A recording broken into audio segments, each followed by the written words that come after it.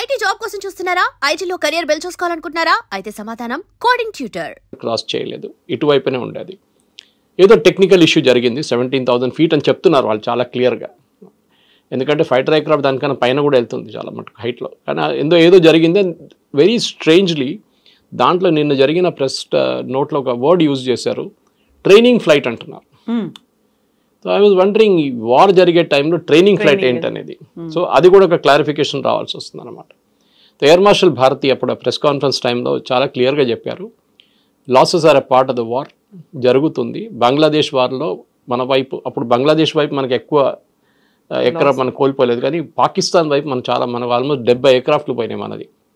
చాలా పెద్ద వార్ ఉండేది, చాలా రోజులు నడిచింది 71 వార్. సో ఆ 71 వార్లో మనకు ఎట్లా అప్పుడు కూడా నష్టాలు ఉంటాయి. ఏ యుద్ధం జరిగినా కానీ సోల్జర్స్ చనిపోతారు, ఎయిర్క్రాఫ్ట్ దెబ్బతింటుంది, నేవల్ అసెట్స్ మీద అటాక్ ఉంటుంది, అన్నీ జరుగుతుంది.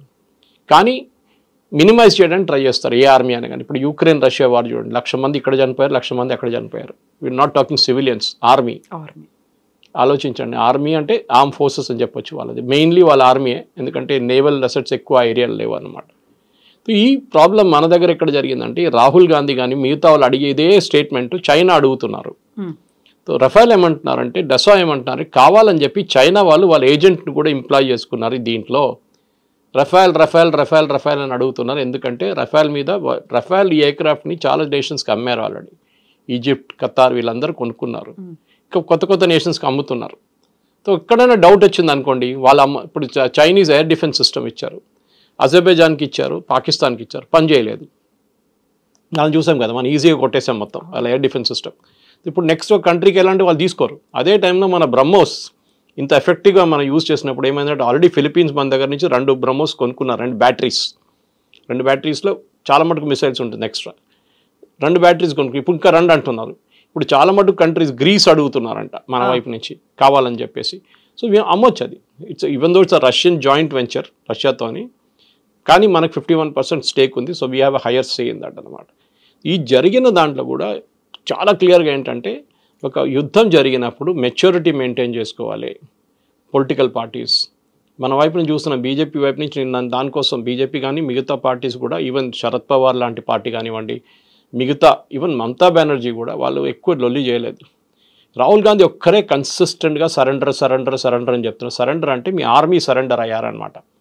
మోదీ కాదు, మోదీ పేరు చెప్తున్నాడు కానీ it's obviously army whereas nobody surrendered. అందరికి తెలుసు ఎవరు డీజీఎంఓ కాల్ చేశారో, పాకిస్తాన్ డీజీఎంఓ మనకు కాల్ చేశారని చెప్పి ఎన్నోసార్లు వాళ్ళే చెప్తున్నారు.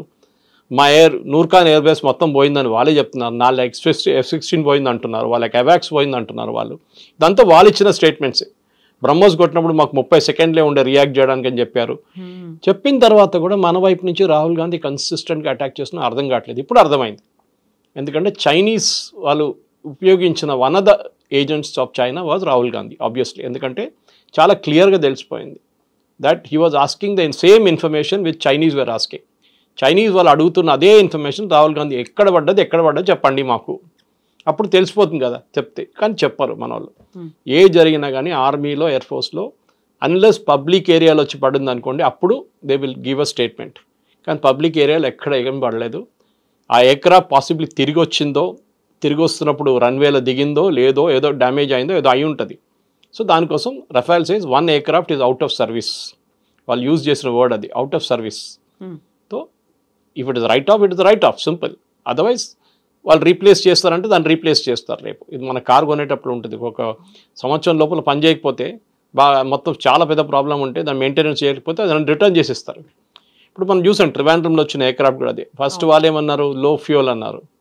లో ఫ్యూయల్ తర్వాత చూస్తే హైడ్రాలిక్ అన్నారు. హైడ్రాలిక్ కోసం వాళ్ళ హెచ్ఎంఎస్ ప్రిన్స్ ఆఫ్ వేల్స్ నుంచి ఒక హెలికాప్టర్ క్రూని తీసుకొచ్చారు. వాళ్ళు ట్రై చేస్తారు, వాళ్ళతో కాలేదు. మళ్ళీ వాళ్ళు రిటర్న్ వెళ్ళిపోయారు. మళ్ళీ కొత్త టీం మొన్న వచ్చారు, ఒక 40 మంది వచ్చారు వాళ్ళు రిపేర్ చేయడానికి. సో ఇదేదో చిన్న ఎయిర్క్రాఫ్ట్ కాదు, ఇదే కార్ రిపేర్ చేయడమో లేకుంటే ఒక 2 వీలర్ రిపేర్ చేయడం కాదు. ఇది $100 million ఎయిర్క్రాఫ్ట్ అంటే ఆలోచించండి దాని యాక్చువల్ రేట్ ఎంత ఉంటుంది మన ఇండియన్ కరెన్సీలో. సో ఆబ్వియస్లీ దీన్ని ఒక మెచ్యూర్ వేగా డీల్ చేయాల్సి వస్తుంది. ఇజ్రాయెల్లో చూడండి, ఇజ్రాయెల్లో వాళ్ళు ఇంతమంది ఇవాళ కూడా వాళ్ళు 4 సోల్జర్స్ని కోల్పోయారు, 5 ఇవాళ యంగ్ పీపుల్ 19-20 సంవత్సరాల సోల్జర్స్ గాజాలో. సో వాళ్ళు అడగరు, వాళ్ళ అపోజిషన్ పార్టీస్ అడగరు ఎక్కడ పడ్డారు అది చెప్పండి, మాకు ఎక్కడ పడ్డది ఇక్కడ చెప్పండి. మిసైల్స్ వచ్చి వాళ్ళ మీద కూడా పడ్డది కదా, హైఫాలో పడ్డది, టెలవీవ్లో పడ్డది, కానీ వాళ్ళు రియాక్ట్ కాలేదు, వాళ్ళు పాజిటివ్గా రియాక్ట్ అయ్యారు. సరే పడ్డది, డ్యామేజ్ అయింది, we're taking care of it, finished, matter ends. ఇక్కడ అది కాదు, మాకు ఎన్ని ఎయిర్క్రాఫ్ట్ పోయింది చెప్పండి, ఎన్ని ఎయిర్క్రాఫ్ట్ పోయింది, స్పెసిఫిక్గా ఎయిర్క్రాఫ్ట్ ఒక్కటే అడుగుతున్నారు, పాకిస్తాన్ వైపు ఎన్ని పోయిందని అడగట్లేదు మన వాళ్ళు. రాహుల్ గాంధీ కానీ మిగతా కొన్ని ఆపోజిషన్ పార్టీ వాళ్ళు పాకిస్తాన్ది ఎన్ని ఎయిర్క్రాఫ్ట్ పోయింది మాకు చెప్పండి అని చెప్తే మేము మళ్ళీ అదొక ఇంకొక లాజిక్ ఉంటుంది దానికి, అది లేదు. Anyway as of now డసా is taking care of it. మన ఎయిర్ ఫోర్స్ అయితే మాట్లాడరు దాని గురించి, సింధూర్ కూడా అయిపోయింది, కానీ పాకిస్తాన్ వైపు నుంచి ఇంకా స్టేట్మెంట్లు వస్తూనే ఉన్నాయి. మా వైపు జరిగింది ఇది, రఫాల్ మాది బ్రహ్మోస్ కొడితే మాకు 30 సెకండ్లో ఉండే అని చెప్తున్నారు. అది కాకుండా నూర్ఖాన్ ఎయిర్ బేస్ కానివ్వండి, జకోబాబాద్ కానివ్వండి, మిగతా ఎయిర్ ఫోర్స్ బేస్ మీద జరిగిన వాళ్ళ డ్యామేజ్ కూడా నిన్ననే మొన్న 3 రోజుల క్రితం ఒక ఫార్మర్ సీనియర్ సిఐఏ ఏజెంట్ ఏం చెప్పారంటే దట్ వాళ్ళ న్యూక్లియర్ వెపన్స్కి ఒక అమెరికన్ జనరల్ దగ్గర ఉందంట, who is స్టేషన్డ్ in Islamabad. So Pakistan cannot operate, వాళ్ళ న్యూక్లియర్ బటన్ వాళ్ళు ఆపరేట్ చేయలేరు వితౌట్ అమెరికన్ పర్మిషన్ కూడా కాదు, వాళ్ళు కీ ఆపరేట్ చేస్తేనే ఇది న్యూక్లియర్ మిసైల్స్ రిలీజ్ చేయొచ్చు. అది అమెరికా అక్కడ వచ్చి కూర్చున్నారు వాళ్ళు, ఎందుకంటే వాళ్ళకి భయం ఏంటంటే ఈ తాలిబాన్ చేట్లను లేకుంటే అల్ఖైదా చేట్లను లేకుంటే ఐసిస్ చేతులు ఢిల్లీ పడిపోతే న్యూక్లియర్ వెపన్ రేపు వాళ్ళు తీసుకొచ్చి వాషింగ్టన్ మీద వాడేస్తారు, లేకుంటే న్యూయార్క్ మీద వాడేస్తారు. అది కాకూడదని చెప్పి చేస్తున్నారు అన్నమాట. సార్ ఇప్పుడు చివరికి పాకిస్తాన్ అయినా మాకు ఎంత నష్టం జరిగింది అనేది చెప్పుకుంటోంది, భారత్ ఎందుకు చెప్పుకోవట్లేదు? ఒక పారదర్శకత అనేది ఉండాలి, ఎందుకంటే డిఫెన్స్ సిస్టమ్ మీద పెట్టేదంతా మన డబ్బే కదా, చెప్పాల్సిన అవసరం ఉంది కదా అని.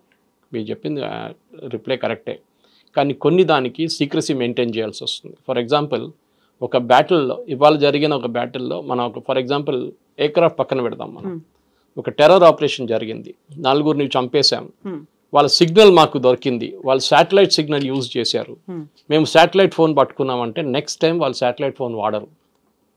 మనం కూడా చెప్పారనుకోండి, ఎస్ వాళ్ళు రఫేల్ కొట్టారు లేకుంటే మనం కొట్టాము ఇట్లా జరిగిందంటే వాళ్ళు నెక్స్ట్ టైం వాళ్ళకి అర్థమైపోతుంది దీన్ని ఇట్లానే చేయాలి.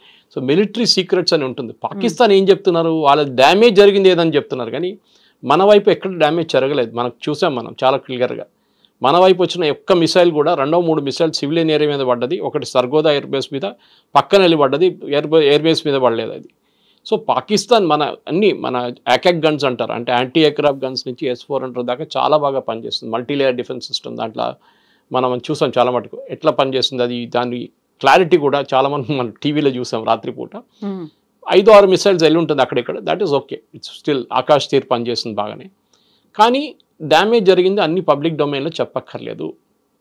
It is a protracted war, అంటే చాలా రోజులు నడిచిన యుద్ధం అంటే అప్పుడు చెప్పొచ్చు ఇంతమంది చనిపోయారు, ఇంతమంది ఎయిర్క్రాఫ్ట్ పోయింది, ఇన్ని నేవల్ అసెట్స్ మీద అటాక్ జరిగింది, ఇంత ఆర్మీ వాళ్ళు చనిపోయారు అని చెప్పి అప్పుడు చెప్తాం. కార్గిల్లో చెప్పాం కదా, కార్గిల్లో ఏ నష్టం జరిగింది అందరికీ తెలుసు, కార్గిల్లో వాళ్ళ ఎంతమంది పోయారని చెప్పి చాలా క్లియర్గా మనం అక్కడ గ్రేవ్స్ కూడా తయారు చేసాం వాళ్ళ కోసం. విజయ్ దివస్లో we celebrate those days with the fallen soldiers martyrs కోసం. ఈ కేసులో మనం చెప్పక్కర్లేదు, ఎందుకంటే we are holding lot of proprietary information. Next surgical strike అప్పుడు చెప్పలేదు, ఇది ప్రిసిషన్ స్ట్రైక్ ఇది కూడా చెప్పలేదు, చెప్పరు ఎప్పుడు చెప్పరు, ఎందుకంటే మీరు సర్జికల్ స్ట్రైక్లో మేము ఇట్లా కొట్టామని చెప్తే నెక్స్ట్ టైం వాళ్ళు రెడీగా ఉంటారు దానికోసం. యూ షుడ్ నెవర్ సే మేము పాకిస్తాన్ ఎట్లా కొట్టామని మన వాళ్ళు ఇప్పుడు కూడా చెప్పట్లేదు, నూర్ఖాన్ బేస్ ఎట్లా కొట్టామని చెప్పట్లేదు, జకోబాబాద్ ఎట్లా కొట్టామని చెప్పట్లేదు, కైరానా హిల్స్ దగ్గర ఏం చేసాం మనం చెప్పట్లేదు. సో వీఆర్ నాట్ స్పీకింగ్, అది maturity of an army is there.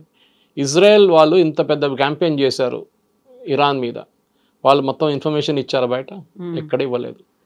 Attack చేసాం, బాంబ్ చేసాం, యూఎస్ కూడా B-2 బాంబర్స్ తీసుకెళ్ళాం, కొట్టాం, డ్యామేజ్ ఎంత జరిగింది, సబ్స్టాన్షియల్ డ్యామేజ్, అంతే.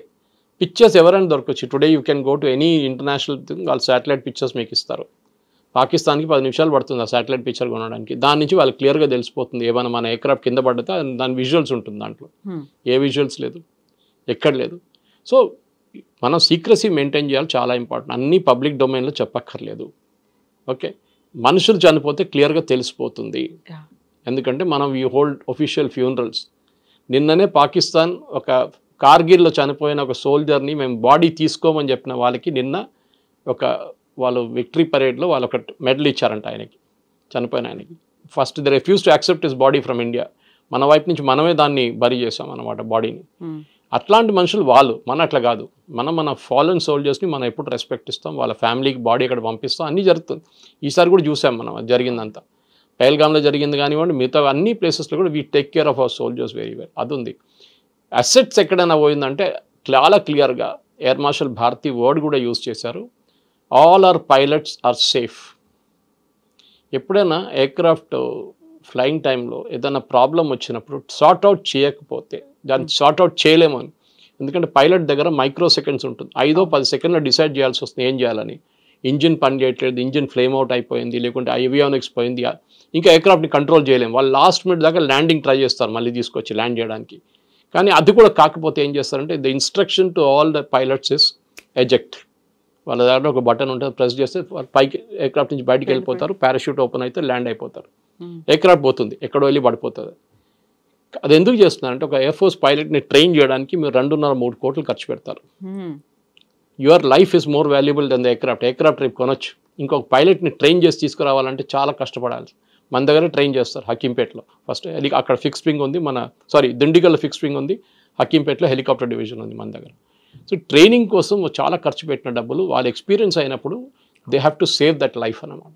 దానికోసం చూడండి లాస్ట్ మినిట్ దాకా వాళ్ళు ట్రై చేస్తారు, కాకపోతే ఎజెక్ట్ చేసేస్తారు వాళ్ళు. సో ఇది కూడా అంతే case, that in a war also, war సిచ్యువేషన్లో కూడా ఎయిర్క్రాఫ్ట్ని సేవ్ చేయడానికి ట్రై చేస్తారు. ఎందుకంటే చీప్ కాదు, $50 మిలియన్ $60 మిలియన్ ఒక్కొక్క ఎయిర్క్రాఫ్ట్. F-35 అయితే $100 మిలియన్, మన ఇంకా కొనలేదు అది. So that is where it is. So ఒక వార్ సిచ్యువేషన్లో చెప్పిన దానికి అసలు డెసా వాళ్ళు టేక్ చేసుకున్నారు, చాలా క్లారిఫికేషన్ ఇచ్చారు. మన వైపు నుంచి కూడా అక్కడిక్కడ కాకుండా మనం స్టేట్మెంట్లు ఇచ్చాం. మన CDS అనిల్ చౌహాన్ గారు కానీ, మన ఎయిర్ ఫోర్స్ చీఫ్ కానీ, మన ఒక అటాచ్ కూడా ఒక ప్రెస్ కాన్ఫరెన్స్ చేశారు, ప్రెజెంటేషన్ చేశారు. సో కానీ దాన్ని కూడా మన మీడియా ట్విస్ట్ చేస్తారన్నమాట. ఏదైనా చెప్తే మోదీ గారు ఎందుకు చెప్పలేదు, మోదీ గారు ఎందుకు మాట్లాడలేదు అని మోదీ గారు చెప్పక్కర్లేదండి. ఒక డిఫెన్స్ మినిస్టర్ ఉన్నారు, డిఫెన్స్ సర్వీసెస్ ఉన్నారు, వాళ్ళు మాట్లాడతారు ప్రొఫెషనల్గా, వాళ్ళకి తెలుసు ఇట్లా మాట్లాడాలని. సరే.